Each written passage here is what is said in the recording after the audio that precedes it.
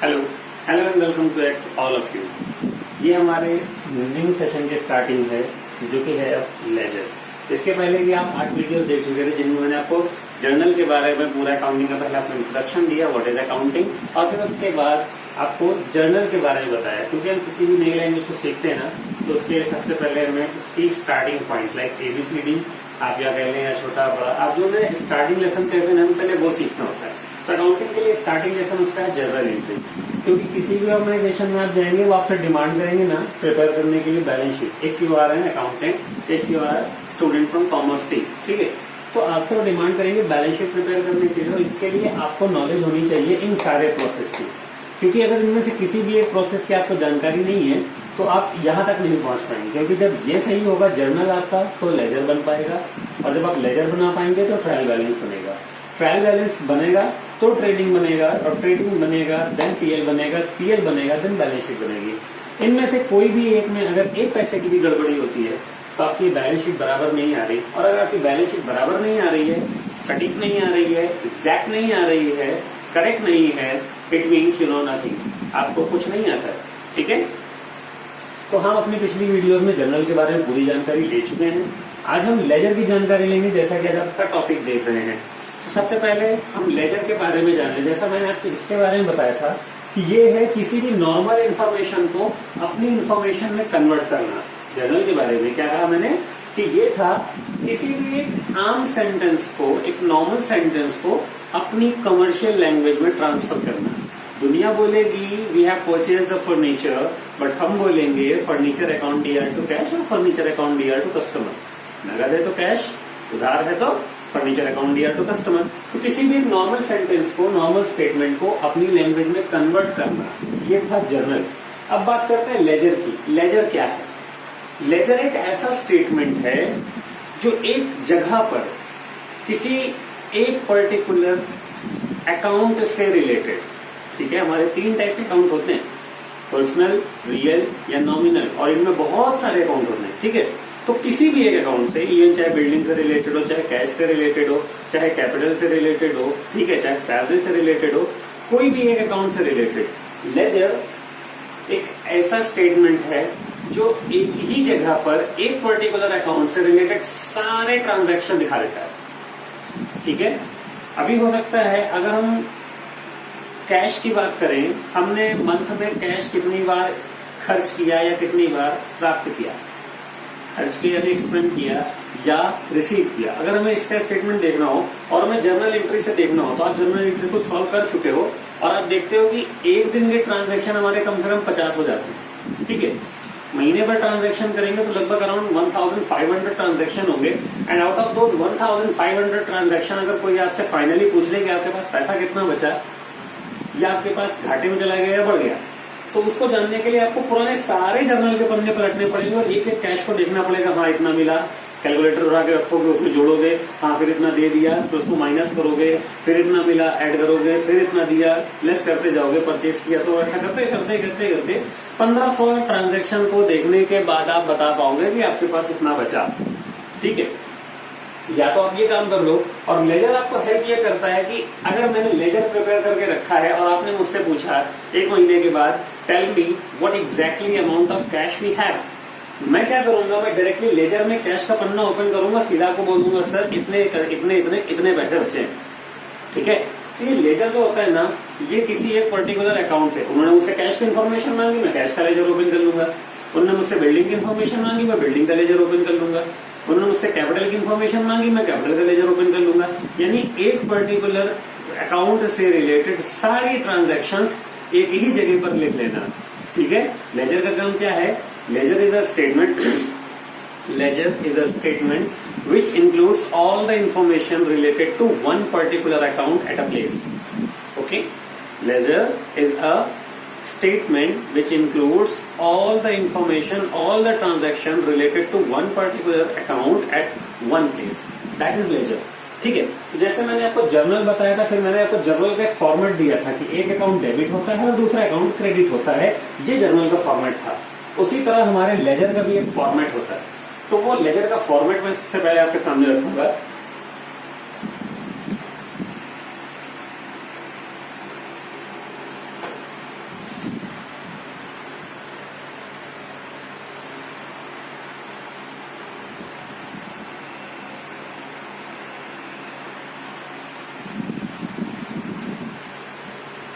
ये लकीरें आप और भी लंबी खींच सकते हो, आपके पेज के ऊपर डिपेंड करता है और या उस पर्टिकुलर लेजर पे डिपेंड करता है कि उसके नाम से आपने कितने ट्रांजैक्शन किए हैं। आपके पास 1-2 ट्रांजैक्शन है तो मुश्किल से 6 लाइन में खत्म हो जाएगा, ठीक है। और अगर आपके पास उसके 10-20 ट्रांजैक्शन है तो उसके हिसाब से आपको एक्स्ट्रा लाइनें बनानी पड़ेंगी, ठीक है। तो लाइनों का काम क्या है, आपके पास स्केल रहती है, पेन रहता है, खींचते जाओ बढ़ाते जाओ, ठीक है। लेकिन आपको कॉलम्स याद होने चाहिए, कॉलम्स कितने होते हैं। चलिए सबसे पहले आप पेज को कंप्लीटली जैसे आप ड्रॉ करते हो, क्योंकि आपका पेज का साइज ही मान लेता हूँ ये होगा, तो आप उसके हिसाब से बना लेते हो। सबसे पहला काम है उसको 20 से 2 भागों में डिवाइड करना है। जैसे ही आप उसको 2 तरफ डिवाइड करते हो, आपका एक हिस्सा कहलाता है डेबिट और दूसरा हिस्सा कहलाता है क्रेडिट, ठीक है। अब इस तरफ 5 कॉलम, ठीक है, 5 कॉलम इस तरफ और 5 कॉलम इस तरफ, ठीक है। और एग्जैक्टली आपको 10 के 10 याद करने की जरूरत नहीं है, आप बस इन 5 पे फोकस करो। ये 5 अगर आपको रट गए तो उधर वाले एग्जैक्टली इनकी कॉपी होते हैं। जर्नल में क्या कॉलम होते थे, date, particular, LF, then amount and then amount. वहां पे 5 कॉलम होते थे, ये होते थे। पहला कॉलम क्या होता था, डेट।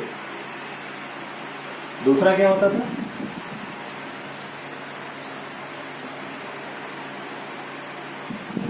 पर्टिकुलर्स। मैं इन 5 की जगह इन्हें 4 करना चाहूंगा, क्योंकि काफी पहले का जो प्रोसेस था उस पर हमारे 5 कॉलम बन जाते थे, क्योंकि कॉलम होते थे डेट, पर्टिकुलर, फिर इसके बाद अभी मैं लिखने के बाद आपको बताऊंगा कि आज के दौर में क्या चल रहा है। अभी जो मैंने 4 किया है वो इसलिए क्योंकि फिर एक कॉलम बनेगा आपका JF और नेक्स्ट कॉलम होगा अमाउंट। ये आपके इधर के 4 कंप्लीट हो गए और एग्जैक्टली यही सेम आगे की तरफ होंगे, ठीक है। अभी जो मैंने आपसे 5 कॉलम की बात कही थी, क्योंकि कुछ समय पहले तक इसी JF के बगल में एक और अमाउंट बनता था, उसे हम कहते थे VN, वाउचर नंबर, ठीक है। लेकिन अब की आधुनिक प्रणाली में यानी कुछ अमेंडमेंट के तहत उस कॉलम को आप कई पब्लिकेशंस ने, कई पब्लिशर्स ने दिखाना ही बंद कर दिया। तो जब चेंजमेंट होते हैं तो हमें भी उसे अप्लाई करना चाहिए, ठीक है। तो अब आज की डेट में हमारे पास 4 कॉलम इस तरफ है और 4 कॉलम उस तरफ है। इधर के 4 क्या है, date, particular, exactly like journal, then after JF। Journal में होता था LF। अब यहाँ पे मैं आपको LF और JF की बात बताऊंगा। क्या, चलिए थोड़ा सा और आगे बढ़ लेते हैं, उसके बाद मैं आपको इस JF के बारे में बताऊंगा। फिलहाल इसका फुल फॉर्म जान लीजिए। JF का फुल फॉर्म होता है जर्नल फोलियो, ठीक है। JF का फुल फॉर्म होता है जर्नल फोलियो। अभी यही 4 आपके कॉलम इधर भी आ जाएंगे, डेट, पर्टिकुलर्स, JF, अमाउंट, ठीक है। ये रहा आपका लेजर का फॉर्मेट, ठीक है। अब एक चीज जान लीजिए, ये आपकी डेबिट साइड है और ये क्रेडिट साइड है। समझने के तौर पे आप ये मान लीजिए कि डेबिट वाली साइड को हम कहते हैं टू साइड और क्रेडिट वाली साइड को हम बोलते हैं बाई साइड, ठीक है। इसे हम क्या कहते हैं, टू साइड, और इसे कहते हैं बाई साइड, ठीक है। ये आपको अपने दिमाग में रखने की जरूरत है, ये आपको किसी बुक में नहीं मिलेगा, ठीक है। ये मैं इसलिए बता रहा हूं क्योंकि मेरे तरीके थोड़े से अलग होते हैं, जिनसे आपको चीजें बहुत आसानी से याद हो जाती हैं, ठीक है। तो कुछ मेरे ही अपने तरीके हैं जिनसे आपको इसे समझने में और आसानी होगी। चलिए, तो अभी मैं एक सजेशन आपको दूंगा कि आप स्क्रीनशॉट लेकर लेजर का फॉर्मेट लिख लीजिए, ठीक है।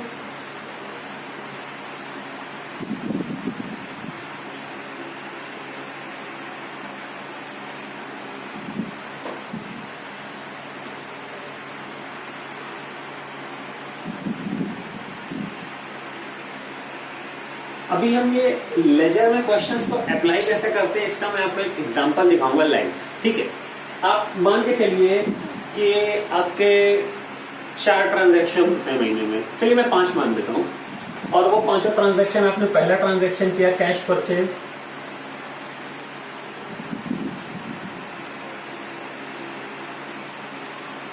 दूसरा ट्रांजैक्शन आपने किया cash sales,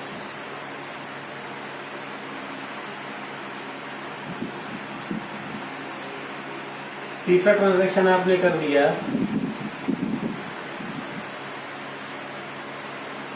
wages to cash, चौथा ट्रांजैक्शन आपने कर दिया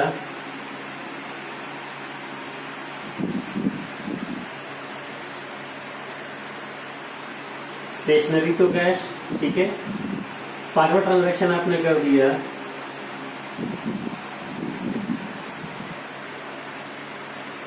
पेमेंट टू कैश यानी किराया आपने दिया, और छठवां ट्रांजैक्शन आपका हो गया कैश अकाउंट दिया टू रेंट, किराया आपको मिला। मैं ये मानता हूँ कि सारे के सारे ट्रांजैक्शन आपके जो है वो 10,000 के हैं, ठीक है, क्योंकि अभी अमाउंट लिखूंगा तो मेरा बोर्ड और भर जाएगा। आप इसे दिमाग में रखिए कि आपके सारे के सारे ट्रांजैक्शन जो है वो 10,000 के हैं। तो अभी जब हमें जर्नल बनाना होता है, जर्नल बनाना था, बना दिया, अभी हमारा काम है लेजर बनाना। तो लेजर बनाने के लिए सबसे खास बात ये याद रखिए, अब थोड़ा ट्रिकी मेथड पे आते हैं। जर्नल से लेजर कन्वर्ट करने का सबसे सीधा काम है, हम ये मान लेते हैं कि एक पार्टी चल रही है, ठीक है, क्या चल रही है, ये एक पार्टी चल रही है, और ये जो हमारे अकाउंट्स है ना, purchase account, cash account, sales account, wages account, cash account, stationery, जितने भी हैं, ये उस पार्टी के मेंबर है, ठीक है। एक फंक्शन चल रहा है, वहां पार्टी चल रही है, उसमें आए हैं, मेहमान आए हैं, ये सारे के सारे मैं मानता हूँ कि वो मेहमान है, ठीक है। अभी आप इस तरह चलेंगे आपको बड़ा आसानी से समझ में आ जाएगा। हमें मानते हैं सारे के सारे मेहमान है। अभी आजकल दौर चल रहा है सेल्फीज लेने का, अब देखते हैं कि सेल्फीज ली गई है। एक ट्रांजैक्शन मतलब एक सेल्फी, ठीक है। जो पहली सेल्फी ली गई उसमें कौन कौन से दो लोग शामिल थे, उसमें एक परचेज थे और एक कैश थे, क्या बात है। दूसरी सेल्फी यानी आप इन्वेस्टिगेशन कर रहे हो, आपके पास सभी सेल्फी है और आपको बताना है पार्टी में आए कितने लोग थे, ठीक है। तो आपने जब पहली फोटो उठा करके देखी तो आपको पता चला रे वाह इसमें दो लोग हैं, कौन कौन थे, परचेज और कैश। आप सीधा इनके नाम लिख लो, ठीक है। पहला कौन था, पहला मेंबर था आपका परचेज, दूसरा मेंबर कौन था, कैश। आपने जब पहली फोटो को देखा तो आपको पता चल गया पार्टी में दो लोग आए थे। आपने दूसरी फोटो देखी, उसमें आपको दिखा कि कैश और सेल्स है, तो अब टोटल कितने मेंबर हो गए।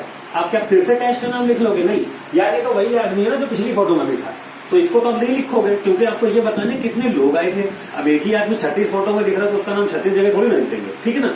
तो इस वाली फोटो को देख के क्या पता चला, अच्छा तीसरा मेंबर ये सेल्स था, तो चलिए भाई हमारा तीसरा अकाउंट कौन हो गया, सेल्स हो गया। अगली फोटो देखी, वेजेस और कैश, अरे यार ये कैश हर जगह दिखाई दे रहा है, कोई बात नहीं, चौथा मेंबर मिल गया। चौथा मेंबर कौन था, वेजेस, ठीक है, ये हो गया वेजेस।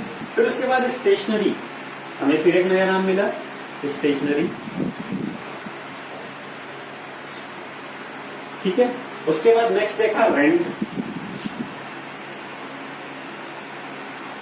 ठीक है।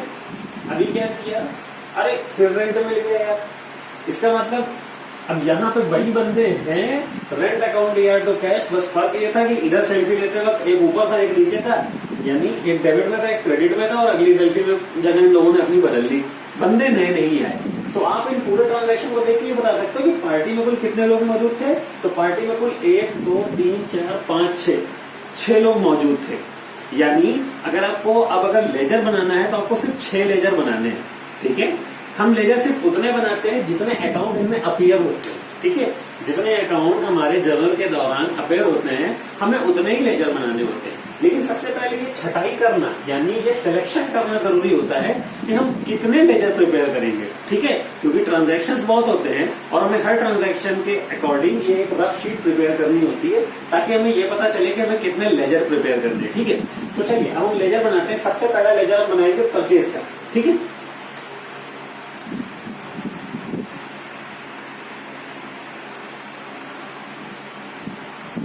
ये हो गया हमारा परचेज अकाउंट। अब हम ये यानी लेजर यानी परचेज अकाउंट, लेजर को ही अकाउंट बोलते हैं, ठीक है। तो पहले हम इसका आपके सामने फॉर्मेट दिखा देते हैं।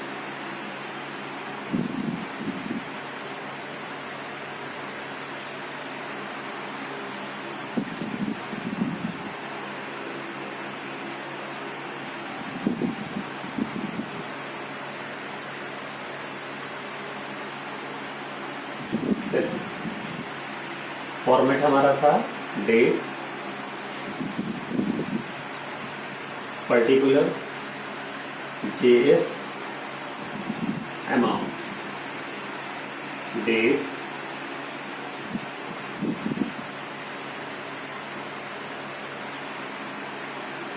Particular, JF, amount. ये रहा हमारा फॉर्मेट।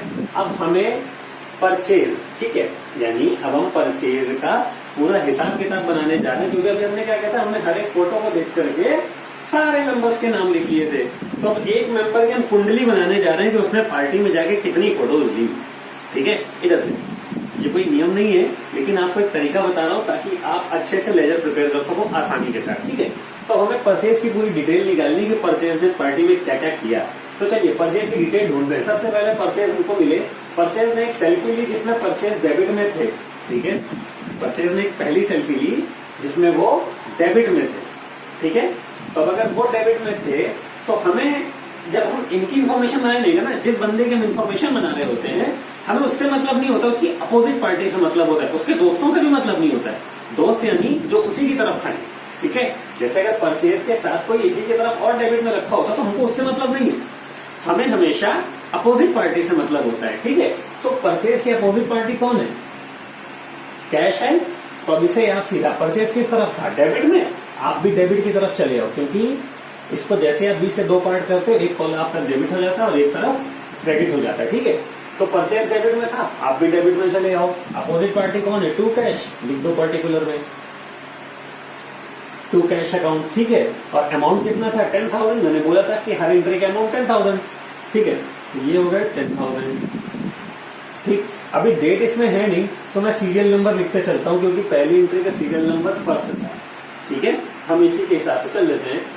डेट हमारी नहीं थी, हमने सीरियल नंबर लिख दिया। टू कैश, यानी परचेज का काम एक एंट्री का हो गया। ठीक है, अब दूसरी बात देखते हैं परचेज का है, क्योंकि लेजर का मतलब क्या है? ऐसा स्टेटमेंट जिसमें उस पर्टिकुलर अकाउंट से रिलेटेड सारी इंफॉर्मेशन। तो परचेज का कोई दूसरा काम तो नहीं है, कहीं परचेज में और तो फोटो नहीं क्लिक की, चेक कर लो, कोई और नहीं है, तो इसका मतलब काम कंप्लीट हो गया। ठीक, अभी काम यहां का कंप्लीट हो गया, लेकिन इसे फिनिश करना आपका काम बचा है। अब फिनिश कैसे करते हैं? हमें दोनों तरफ का टोटल करना पड़ेगा। ठीक है, अब दोनों तरफ का टोटल करें तो भाई ये बड़े हैं या ये बड़े हैं? उधर तो कुछ है ही नहीं। ठीक है, तो बड़े कौन है? बड़े तो यही है। तो जो बंदा बड़ा होगा वो टोटल आप दोनों तरफ लिख दीजिए, और जिस तरफ पैसे कम पड़ रहे हैं, क्योंकि टोटल दोनों तरफ आपको बराबर ही करना है। इधर पैसे हैं तो इतना है, उधर नहीं है तो उतने, जितने पैसे कम पड़ रहे होंगे उतने आपको उसे देने पड़ेंगे। ठीक है, आप उसे 10,000 रुपए देंगे। ठीक, इनके पास ज्यादा थे, इन्होंने उसे 10,000 देके उसे बराबर कर दिया। ठीक है, ऐसा नहीं है कि इन्होंने 10,000 दे दी तो इनके पास क्या बचा, वो अलग की चीज है। हमारा काम है अभी ये 10,000 कैश अकाउंट पे लिखना है, ये तो क्वेश्चन का काम था। अब ये काम हम कर रहे हैं, अकाउंट नहीं कर रहे, ये हम कर रहे हैं खुद। ठीक है, तो हमारा काम है इन दोनों को बराबर करना। बराबर कैसे करेंगे? 10,000 इनके पास है, 10,000 हम इन्हें दे देंगे। ठीक है, तो अब ये भी 10,000, ये भी 10,000, लेकिन जो 10,000 इन्हें दिए हैं ये किस नाम से दिए जाएंगे? अब ये क्योंकि कौन सा साइड है, मैंने बोला था ये होता है टू साइड, ये होता है बाई साइड। ठीक है, इन्हें दिए जाएंगे बाई बैलेंस सीडी। ठीक है, और ये जो बैलेंस सीडी होता है ना, मैं स्पेशली इसको मेंशन किए दे रहा हूं। ठीक है, ये मंथ की लास्ट डेट होती है। ठीक है, तो यहाँ पर जो आप डेट मेंशन करेंगे ना, वो मंथ की लास्ट डेट होगी। अब इस क्वेश्चन में क्योंकि सीरियल नंबर है तो इसलिए हम डेट मेंशन कर नहीं सकते इसमें, अदरवाइज ये डेट जो होती है मंथ की लास्ट डेट को होता है बैलेंस सीडी। ठीक है, और जैसे ही ये मंथ की लास्ट डेट में बैलेंस सीडी होता है, ये टोटल बराबर हो गया, काम खत्म। ठीक है, अब इसे हमें तुरंत अगले दिन, आज हमने इसको पैसे, हमारा काम क्या था, हम इसको बराबर कर रहे थे, इसके पास पैसा था, इसके पास नहीं था, हमने इसे उधार दे दिया, आज पैसा दिया और अगले के दिन वापस ले लिया। देंगे इस तरफ, वापस लेंगे अपोजिट तरफ। बाई की तरफ पैसा दिया तो टू की तरफ वापस ले लो। टू बैलेंस बीडी, देते वक्त सीडी और वापस लेते वक्त बीडी। ठीक है, चलिए अभी थोड़ा सा आसान कर लेते हैं और कुछ ना कुछ ट्रिक लगा ले ताकि याद रहे कि कब सीडी करना है, कब बीडी करना है। ठीक है, अगर मान के चलो तो सी फॉर कैट होता है ना, तो यानी हम का के लिए सी शब्द का इस्तेमाल कर सकते हैं, तो सी से कमी मान लेते हैं। ओके, जब पैसे की कमी पड़ेगी तो सी डी, सी से कमी। ओके, होता नहीं फिलहाल, लेकिन क्या करना है, मानना है, तो सी से ये मान लेते हैं कि सी फॉर कमी, पैसे जब कम पड़ देंगे तो हम सी यानी सी डी कर देंगे, और जब पैसे वापस बढ़ा के लेने होंगे, ठीक है, तो बी फॉर बड़ी। ठीक है, सी से कमी, बी से बड़ी, दिमाग में रखना यार, कौन सा हमें पेपर में उतारना है इसको। ठीक है, तो कितना आएगा ये एग्जैक्टली 10,000, ठीक है। अब जाकर के ये हमारा एक अकाउंट कंप्लीट हो गया, ठीक है।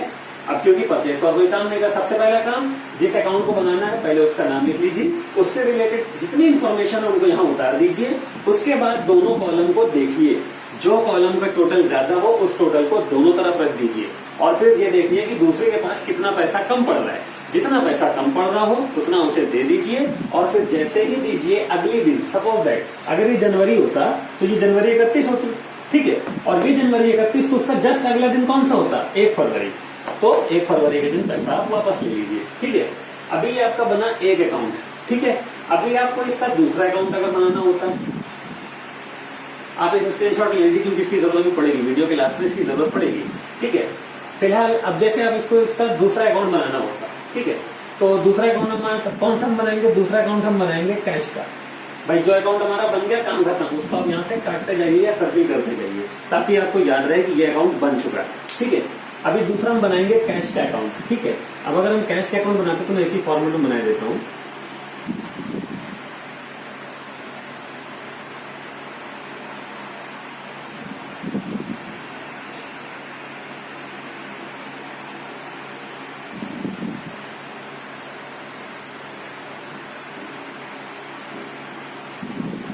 ओके, अभी तक ये था परचेज अकाउंट।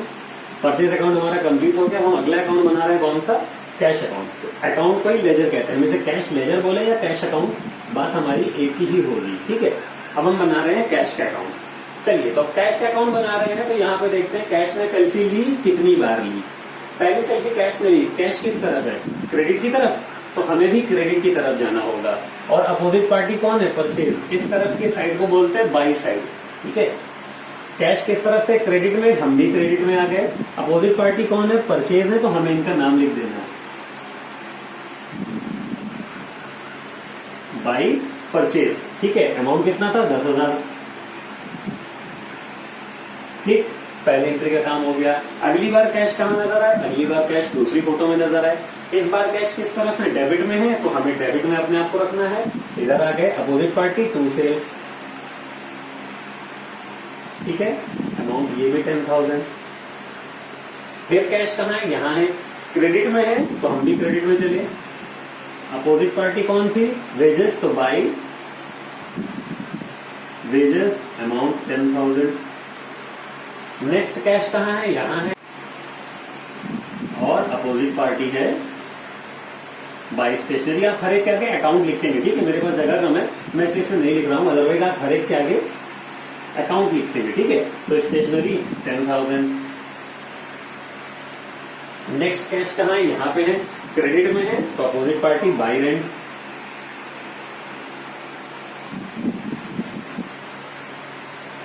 By rent. फिर यहाँ पे है और इस बार डेबिट में है, तो हम भी डेबिट में आ गए, और अपोजिट पार्टी टू रेंट 10,000, ठीक है। अब जैसे मैंने कहा कि अगर लाइनें आपकी बढ़े तो आप बढ़ा लीजिए।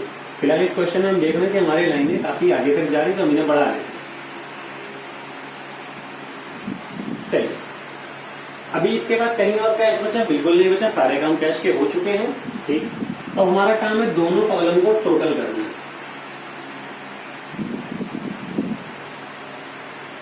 एक बात का ध्यान रखिएगा, तो जो आप टोटल करते हैं ना, ये एग्जैक्टली सेम लाइन पे ही होना चाहिए। ऐसा ना हो कि इसका टोटल आप यहाँ करो और इसका टोटल यहाँ कर दो या यहाँ कर दो, नहीं।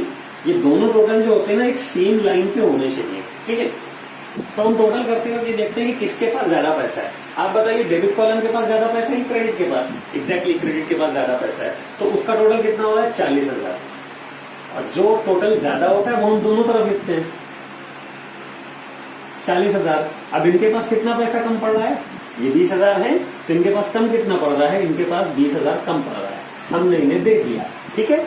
और किस नाम से देते हैं, 2 को दे रहे हैं, तो 2 को हम दे रहे हैं किस नाम से, जब पैसा कम पड़ता है तो बैलेंस CD, ठीक है।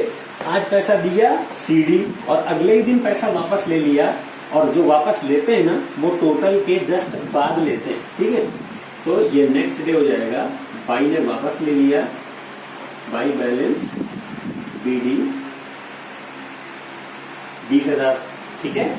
ये हमारा कैश का अकाउंट प्रिपेयर हो गया, ठीक है। आप इसका भी स्क्रीनशॉट ले लीजिए, ठीक है।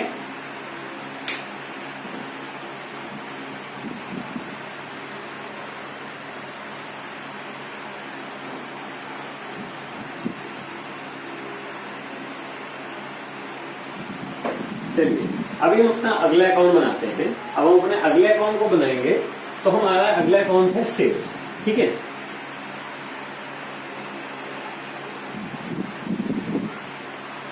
Sales account.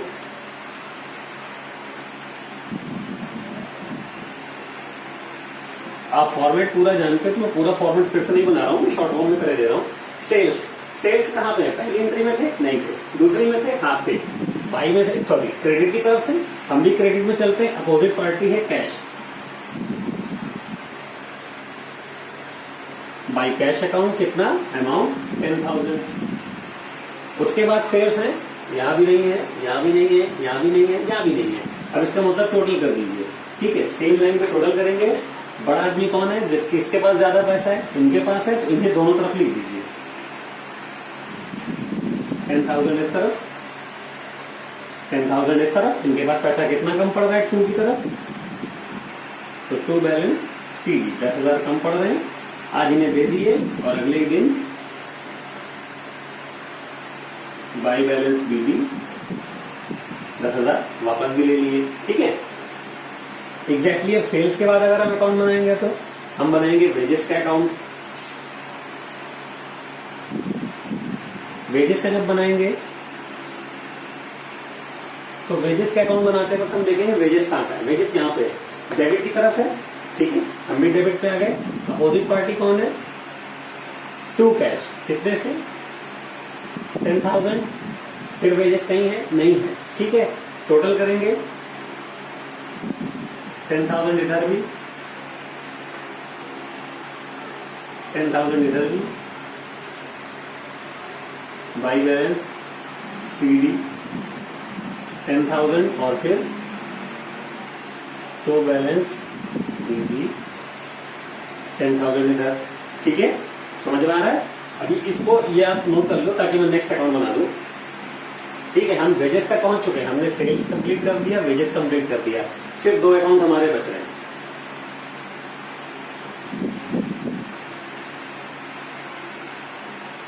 ठीक है, अगला अकाउंट हमारा स्टेशनरी।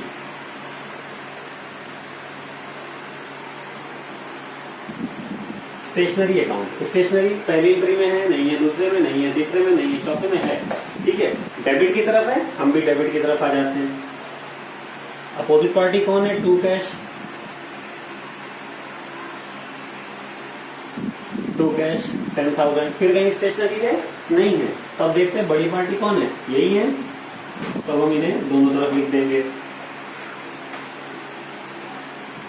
ठीक है, और अमाउंट होगा इधर by balance CD 10,000, then 2 balance BD 10,000। ठीक है, अब नेक्स्ट आइटम होगा हमारा रेंट, क्योंकि यहां तक हम कंप्लीट हो गए। लास्ट है हमारा रेंट।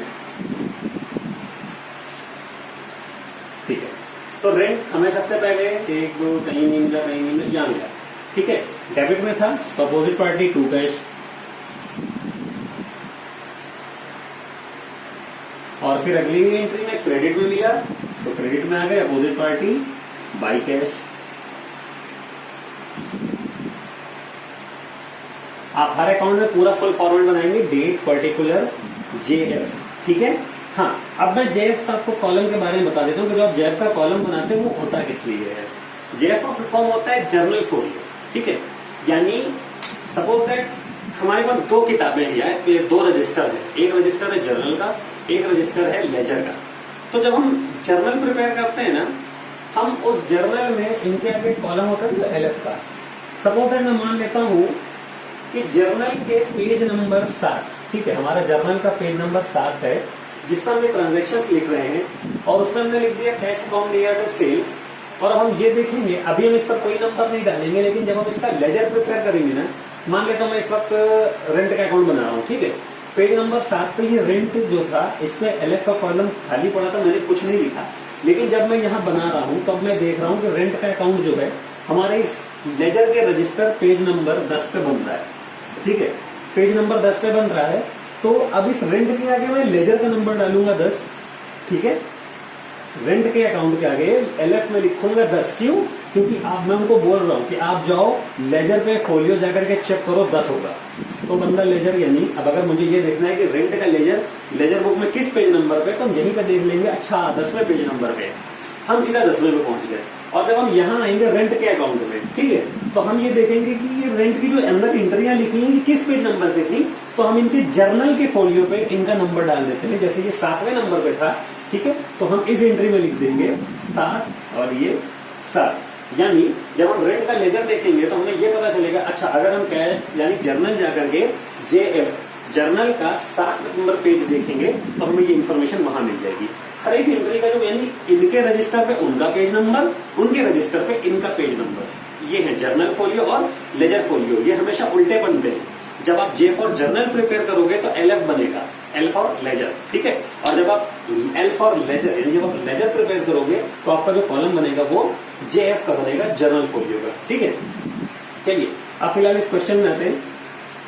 दोनों तरफ लिखने के बाद हमारा काम है चेक करना कि इनमें से बड़ा कौन है। फिलहाल इसमें कोई बड़ा नहीं है, दोनों सेम अमाउंट है, तो जब सेम अमाउंट है तो हमें वैसे का वैसे ही लिख देना है जो टोटल दोनों तरफ है, ठीक है। अब जब टोटल दोनों तरफ सेम है तो ना किसी के पास कोई कमी पड़ी, ना किसी के पास कोई पैसा एक्स्ट्रा आया, तो ना हमें किसी को CD करना है ना कोई BD करना है, ठीक है। अभी ये हमारा लेजर कंप्लीट हो गया, लेकिन सबसे बड़ी एक दुविधा ये होती है, हम कैसे पहचाने, आपने अपना काम कर लिया, हम कैसे अपने आप को जस्टिफाई करें कि हम सही हैं, ठीक है, हम कैसे अपने आप को जस्टिफाई करें कि हम सही हैं। तो इस चीज को जानने के लिए हम एक स्टेटमेंट बनाते हैं। फिलहाल आप इन्हें स्क्रीनशॉट लेके रखिए, जो भी करिए, मैं आपको वो स्टेटमेंट दिखाने जा रहा हूं। हम अपने आप को कैसे चेक करें कि हम सही हैं। तो हम इसके बाद एक रफ शीट बना लेते हैं, ठीक है।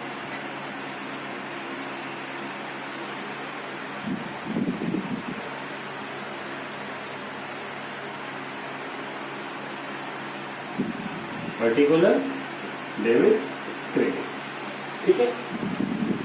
हम एक शीट बनाते हैं और उस पर अपने जितने भी लेजर हमने बनाए सबके नाम लिख देते हैं, ठीक है।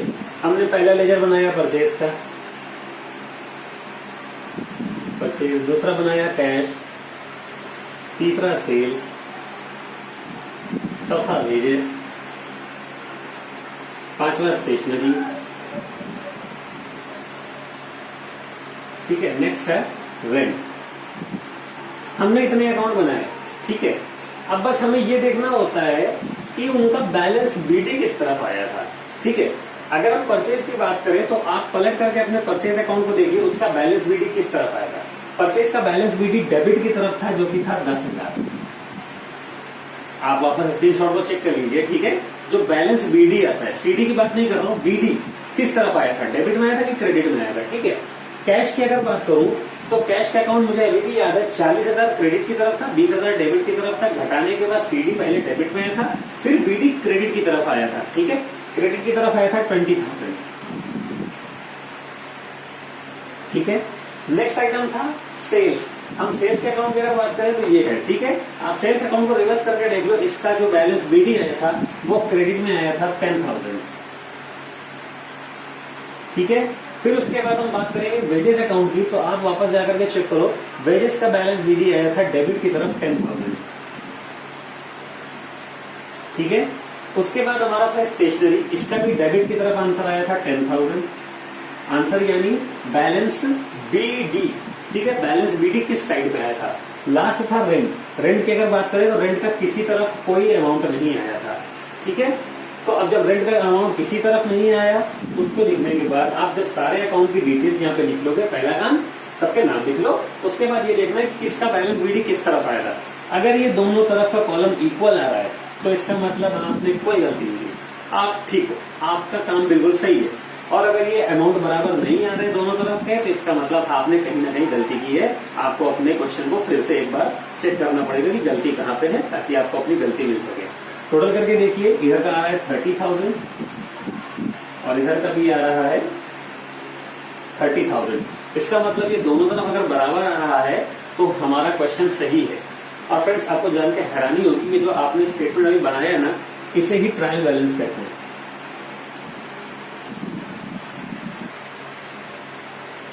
यानी आज की वीडियो में आपने लेजर भी सीखा और ट्रायल बैलेंस भी सीखा।